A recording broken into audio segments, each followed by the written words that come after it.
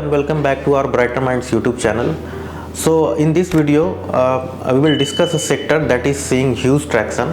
अगर हम बात करें तो इंडिया के अंदर में ग्लोबल कैपेबिलिटी सेंटर की जिस तरीके से डिमांड काफ़ी बढ़ रही है, अभी पूरे वर्ल्ड में इंडिया जो है वो 50% मार्केट शेयर लेता है ग्लोबल कैपेबिलिटी सेंटर्स के अंदर में, और इसी वजह से इंडिया को ग्लोबल कैपेबिलिटी सेंटर्स का कैपिटल भी कहा जाता है। ग्लोबल कैपेबिलिटी सेंटर्स बेसिकली जो एमएनसीज़ होती हैं, ग्लोबल एमएनसीज़ होती हैं, उनका बैक ऑफिस होता है, उनकी एक यूनिट होती है जहां से in house tech solutions provide किए जाते हैं और कई स्ट्रैटेजिक फंक्शंस भी वहां पे डिलीवर किए जाते हैं।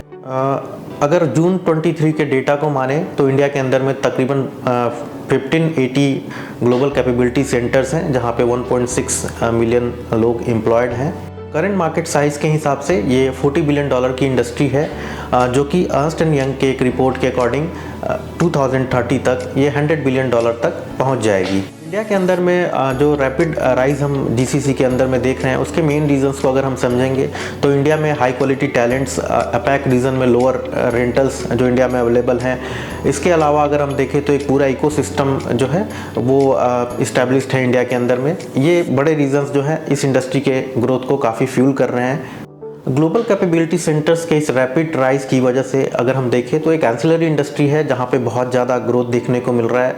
तकरीबन 14 to 16% ग्रोथ जो है उस इंडस्ट्री का ग्लोबल कैपेबिलिटी सेंटर्स से आ रहा है। हम बात कर रहे हैं इंडिया के अंदर में डेटा सेंटर्स के ग्रोथ के बारे में।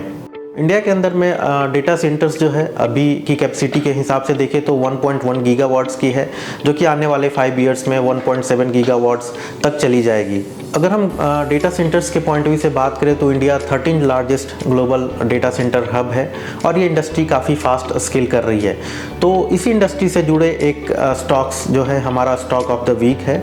तो आइए हम बात करते हैं एबीबी इंडिया की, जो कि डेटा सेंटर्स के ऊपर एक प्रॉक्सी प्ले है। कैलेंडर ईयर 23 एबीबी के लिए काफ़ी अच्छा साल रहा, जहां एबीबी के ऑर्डर्स जो हैं वो 23% से ग्रो किए। 50% ऑफ द ऑर्डर बुक्स जो है एबीबी के लिए नए सेक्टर्स लाइक रिन्यूएबल एनर्जी और डेटा सेंटर्स की तरफ से आया। आने वाले टाइम में एबीबी का मानना है कि ये कंट्रीब्यूशन और बढ़ सकता है। As a market leader in UPS, ABB ने जुलाई 2023 के अंदर में मेगा फ्लेक्स यूपीएस सॉल्यूशन भी लॉन्च किया था, जो पर्टिकुलरली टारगेट्स कर रहे हैं डेटा सेंटर्स को जहां रैपिड डिमांड ऑफ पावर होती है। डेटा सेंटर्स में वास्ट एनर्जी जो है वो कंज्यूम होती है, सो परसेंटेज पॉइंट एफिशिएंसी भी काफ़ी मीनिंगफुल होती है। एबीबी का ये इलेक्ट्रिफिकेशन बिजनेस के अंदर में यूपीएस का जो सॉल्यूशन है वो काफ़ी हाई क्वालिटी है। इस पॉइंट ऑफ व्यू से हम एबीबी को लेकर काफ़ी बुलिश हैं।